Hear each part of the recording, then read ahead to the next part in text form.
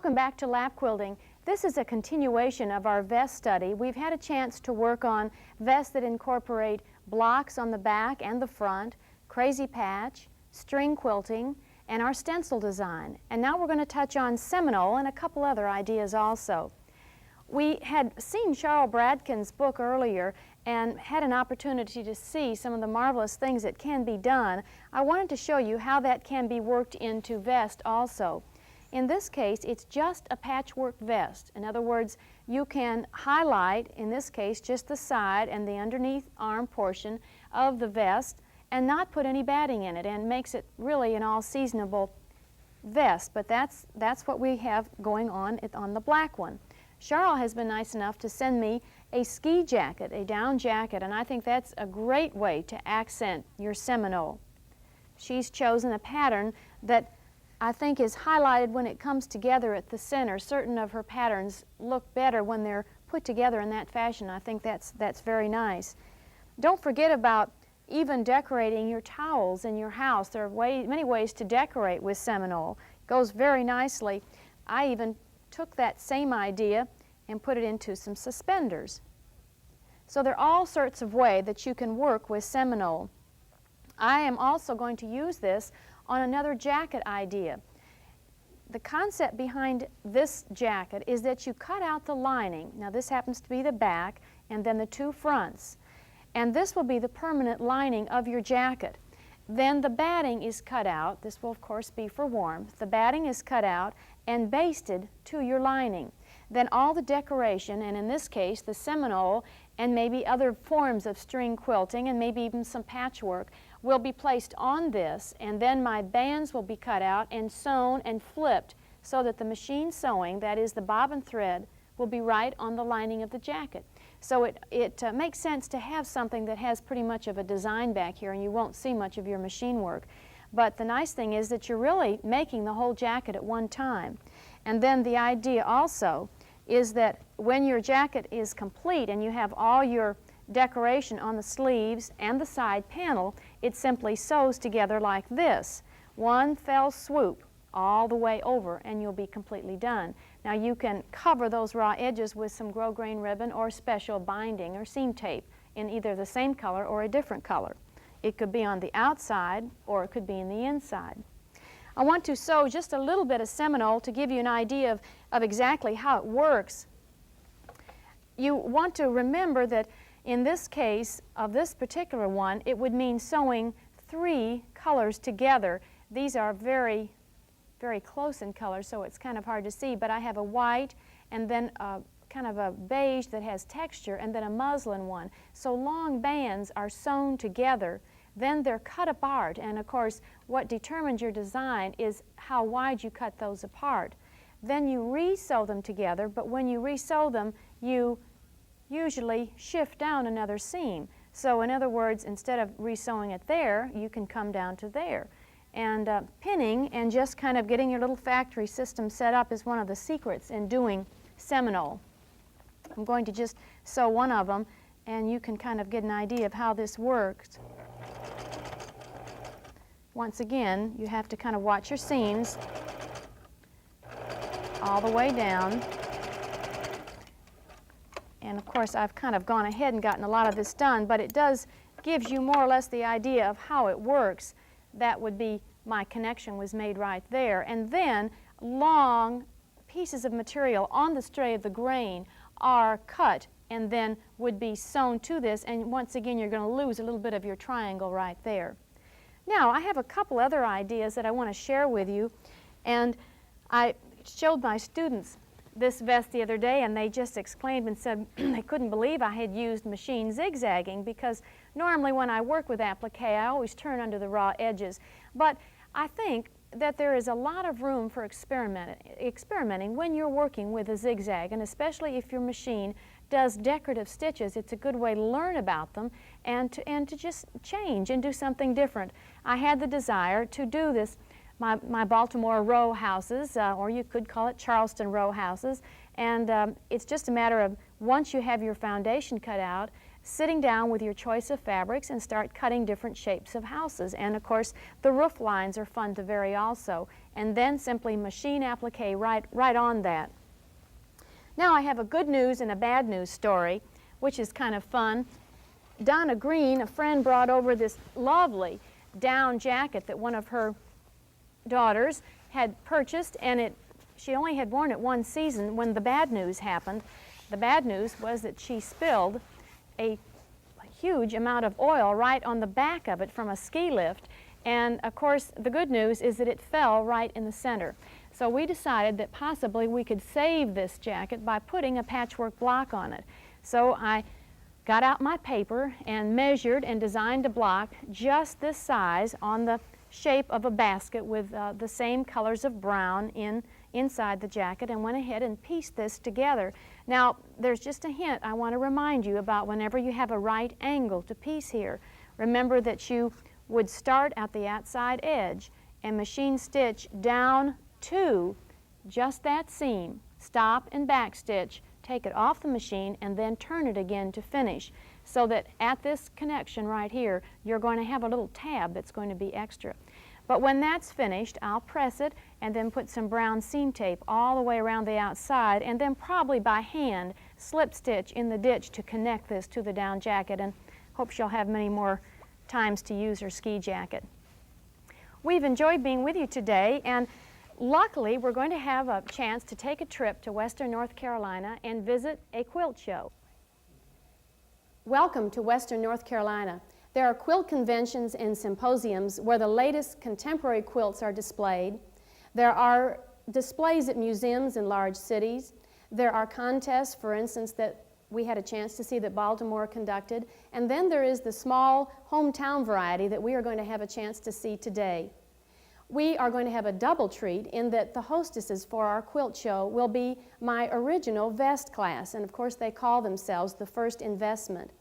And at the same time, we're going to have a chance to see two vests that we were working on the set. And we have some little people here today. Who do we have here? Amy. Amy Wilson? Well, Amy Wilson. And who is this? Her sister? Elizabeth. Elizabeth. We're so glad you could join us. Stand up and show off those vests. Did you know that you have baskets on the back of those vests? Turn around. Remember, I already saw them at the mirror. Oh, yes. Very good. You had a chance to see it at the mirror. All right, turn around and let's see the front part. Now, open up the vest, Amy. Did you know that you can see the flower inside? That's what happens when something's quilted. Let's see the front of yours, Elizabeth.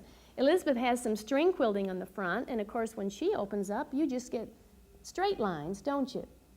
We're so glad that I had a good break the other day. The girls came for a fitting, and Elizabeth walked right in and said, "This is mine." She went to the maroon vest, so we were real lucky you liked that one. Have a seat again, and I want to show off Marilyn's vest. This is the Moon Over the Mountain, and I like the way you've done it, Marilyn, because she also has added the string quilting that gives more or less the highlights of the rays of either from the sun or the moon, so that looks very nice. Let's go now and have a chance to see the quilt show.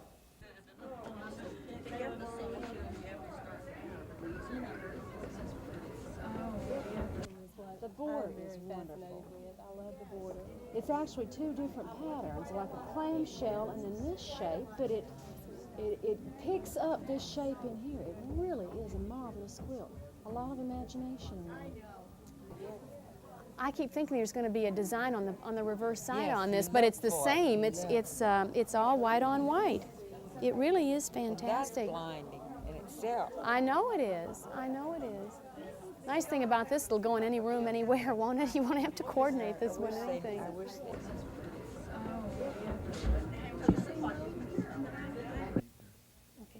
Joan Flanagan is here today in one of my very favorite vests. What would you call this, Joan? Is that Crazy Patch. Crazy Patch? Joan has been studying with me for a long time, and I've always admired her color combination and the way she works with fabrics, and I think it's highlighted here just lovely. Turn around so we can get the full view of that. We can see the back. Very nice. Very nice. You've really, now here we've got some unusual, and I like your dark accents. That really brings out the whole Crazy Patch. You have put the embroidery stitches on all the seam connections. Do you have a particular favorite that you work with more than one? The feather stitch. It has a lot of variety. I think you can do 3 stitches on one and then 3 on the other side. And you've even, what is that, some French knots? French knots in there. Very nice. You're all set for fall in your brown colors. Thank you. And we have Kathy Willis's A Break from Vest has gone to the skirt idea, and I think this is just marvelous. Thank you. It's symmetrical, but it's asymmetrical. Tell me how you did that. I want to know a full explanation there. That's right. Well, it's basically just putting together rectangles of different sizes. It is all machine pieced, and then to make the seams more secure, I have gone back and top stitched each one. I like that. It is very nice, and I had a little sneak underneath, and I know that you lined it completely, which Right. will make it so nice. Turn around so we can see the whole back. And, oh, I really like, and here's a little 9 patch in one corner. It's very nice, Kathy. I really enjoy that. And both of you admire this lovely quilt with me. Fran Newton has done this. Her husband is a pilot, and I think that she has really done a marvelous keepsake. In each one of the squares, she has put another variation of an airplane or something geared to flight, and I think it's just a very nice keepsake idea for her husband. And Gloria, good to see you today. You've got on I have a string quilting. Right, Yes. and tell me what you've combined there. Well, I have the velvet and the lace and calicos combined. Very good. And even a larger print, which I think, Yes, I think it goes well kind with of it. scales it up. What, did you put that over on Yes, the back? it's on the back too. Very good. And more lace, and this time it goes Up the other direction, in yes. the for, other direction. Yes, I for like- variety. And this touch of maroon, it really Thank you. just touches it off so nicely. We have something else that you're very fond of right Yes. close by. Describe this now. This is a quilt that I made. This is one of my favorite designs, the grandmother fan pattern, and so I made it an overall pattern. And each square I did just change the lace, though, design in each one. But Well, it's overall pattern. is it a double size?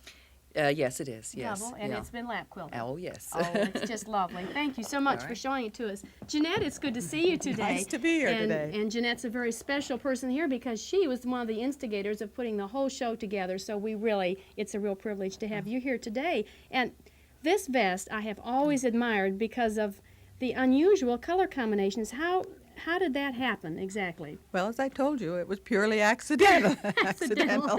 Now, I know you worked on that because I know you have a color sense too, but who would ever think of putting rust and is this a Well, dusty rose. dusty rose or a mauve together? And I think it's so interesting. Quite often, Jeanette wears a lot of Indian type. Oh, you've got some on today. How nice. And I like the turquoise look with this also. It's like a third color in the whole vest. Let's see what's on the back, Jeanette. What did you describe the back? Well, the back is an offset square with crazy patch in the center, and then I what is the word? String. You String. did string. String on the back and finished Right. it off with It's that. really lapped, but it is the string effect, and it's very nice. We have an interesting quilt in the back here also. This was done by Betsy Freeman, and I would say it's a cross between an autograph quilt and a signature quilt. We could call it a family quilt. Her daughter was graduating, so she sent, I would say, probably 8 or 9 inch squares off to every member of the family, and then just waited by the mailbox for everything to come back. And look at the lovely results. This is a very heartwarming type quilt to pass on down to your youngster. And it's really fun to even study some of the blocks up close. I like this one, Arise, Go Forth and Conquer. And of course, this one's signed by Mom. And it's pretty evident that her daughter enjoyed horses because every once in a while I see a block that has a horse motif in it. And I know Betsy is from Landrum, South Carolina, and that she did lap quilt this. She did limited quilting in the borders, but I think the effect that she has done around on the star really highlights the mitering in each area. This is nice, and now we're going to look forward to seeing more quilts. Come with us. Virginia Brower is the artist that did this lovely blue and white quilt. She is a very multi-talented person. I think you know Virginia better than I do. Norma, Norma Graffing is here with us today talking about quilts. And tell me about Virginia. Virginia is a china painter, and we're both members of the Hendersonville China Painting Guild. She's a very talented girl. She does antique dolls. She dresses them. And I think her talent shows in this particular quilt. It certainly does, and I see a lot of the familiar geometric shapes that we have worked with before. I noticed the attic windows design here, and We have the log cabin. the log cabin, very reminiscent of this. The blues here, I think we should rename this whole quilt. She has called it modern patchwork, but I think we should rename it Wedgwood in honor of her talents. Tell me about the vest you have on. Now, I know you're responsible for this artistic endeavor here, and this has such motion in the block that you've put on the back. This is the windblown square. Right, and of course I've always loved black and white together, and here you've accented it with the red. It really is nice. On the front, you have done, oh, this is an interesting idea. I think just the red, the hint of the lapel here is nice. It gives it a real vest look, doesn't it? Brings a little color to the face. Oh, very good. That's good, Norma. Turn around, and I want to show off your Seminole vest also. She has done a shoe fly pattern and turned it on the offset, and then simply bordered that with more Seminole. Thank you so much, Norma, for sharing this with us. And let's look at more vests now. Leoma Satterfield and Lori Hill have joined me to model both of their vests. I like what Leoma has done here. This is a very versatile idea. She has based her starflower block on her muslin so that she can really wear this year-round. Today she's got it with corduroy and a turtleneck, but I think this could go just as well in the summer with white pants. She has used really 2 different size checks and a darker print. And then Lori Hill has done the crazy patch, and she has used a more fitted design here. Remember, we talked about if you want a fitted vest, you need to cut your muslin or your Pellon fleece out of, you see this seam going down here, so that gives you a more fitted look. Ladies, turn around so we can show off the front. Oh, how nice. Leoma has done the string quilting on the front, on the diagonal, and I think on the bias, the check looks very nice on the bias. And we have more crazy patch and a lot of embroidery on the front. Thank you, Lori, for showing it to us.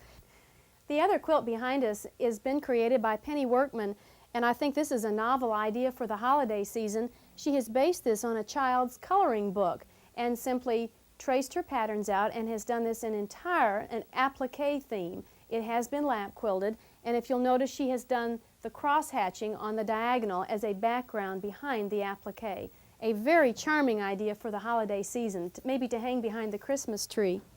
Now this isn't a favorite of ours. This is the Cathedral chatelaine, and Peggy, Janung, it's nice to have you here.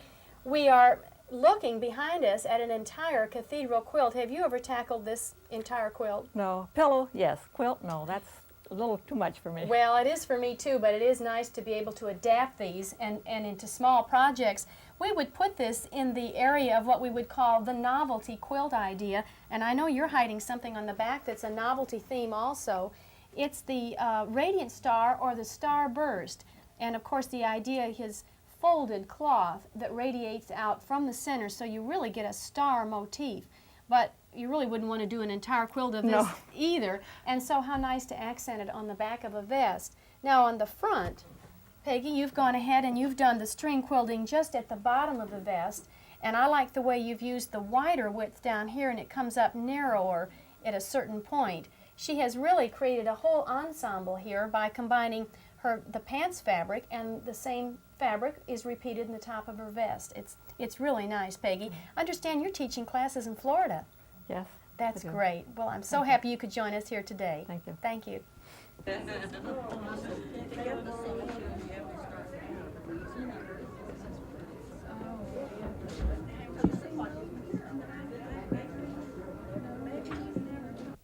And we have more denim here. Ann Knipe, it's nice to have you join us today. Tell me about this vest.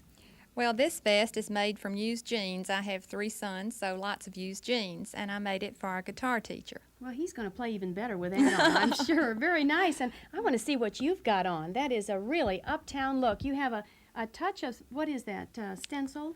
Yes, it's a butterfly that I've stenciled on the front. Right, and then you've got some string quilting, and I bet that butterfly is a suggestion. Let's see what's on the back side. Very nice. Do you want to tell me about what you've done here?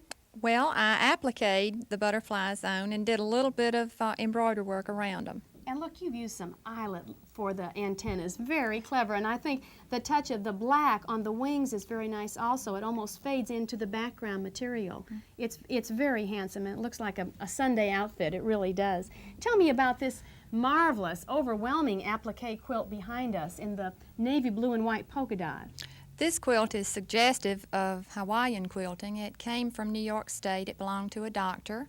And believe it or not, in 1930, it was bought for $5. It's valued at much more today. It really is. Thank you so much for sharing it with us. Shirley Clennon, it's nice to see you here today. Oh.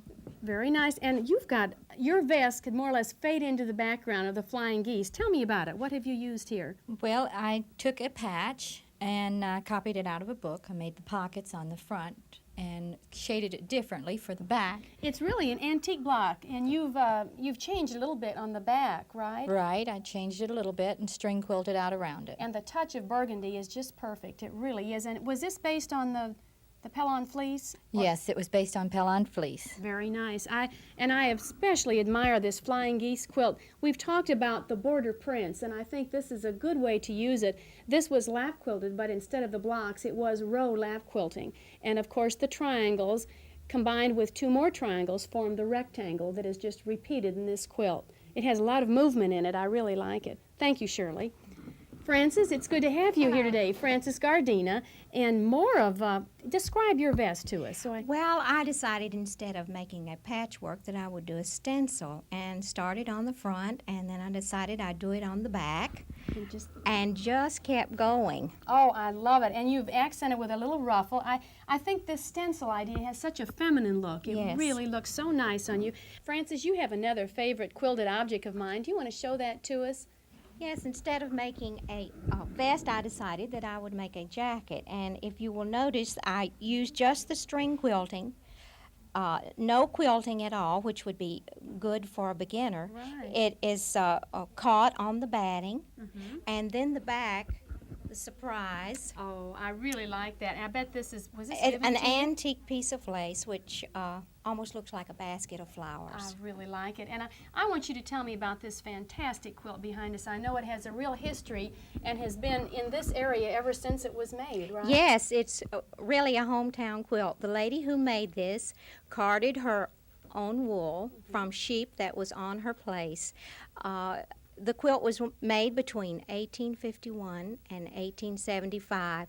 During that time, she raised 5 children. Her husband was killed in the war, and I'm sure this was a solace for her. Oh, I'm sure, certainly. And the back was, we were looking at the back, it gives a suggestion that it's quilted so nicely on the back, it might have been placed on the frame this way and then quilted from the back side. I'm really proud that we've kept it in this county, and it is just lovely. It's like a grand old lady who needs to be seen. It certainly is. Thank you, Frances, for joining us. And I want to thank all of the ladies, the vest. And by the way, what are you called this week? Every week they get together. They devise a new name. And what is it this week? Well, our official name is Carolina Country Patchers, but this week it's Cover Lover. Shirley, I know your husband is responsible for a name also. I'm not sure we want to hang on to it. What was it he thought up? He feels we should be called used squares. I think that's just terrible, Shirley. Kind of a play on words. I think so. We have really enjoyed visiting with the Vest girls, and now let's take a look at more quilts.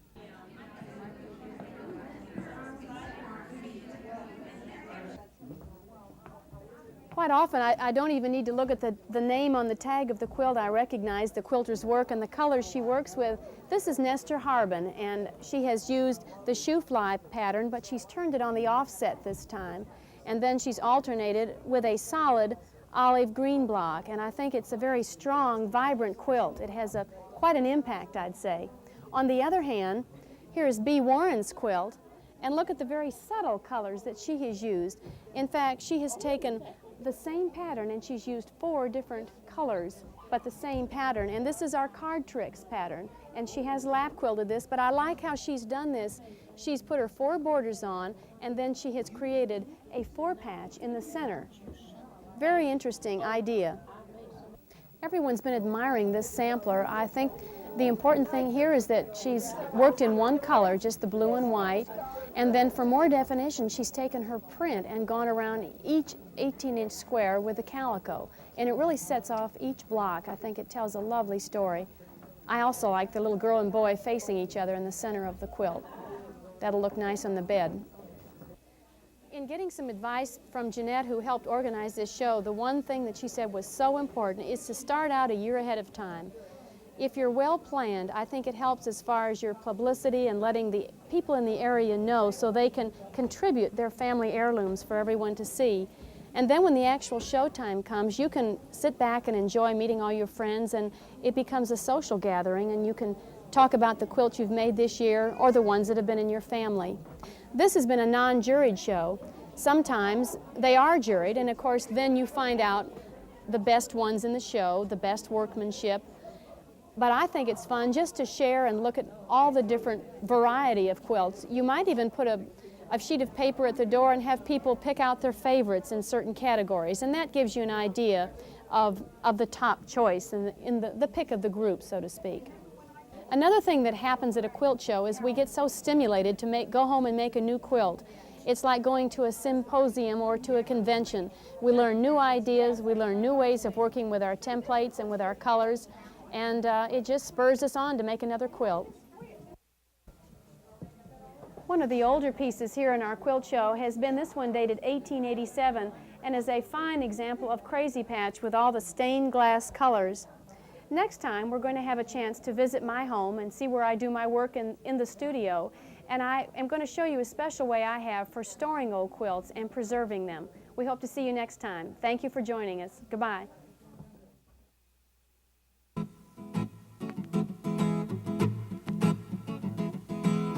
Georgia Bonesteel is the author of the book Lap Quilting with Georgia Bonesteel, based on this television series.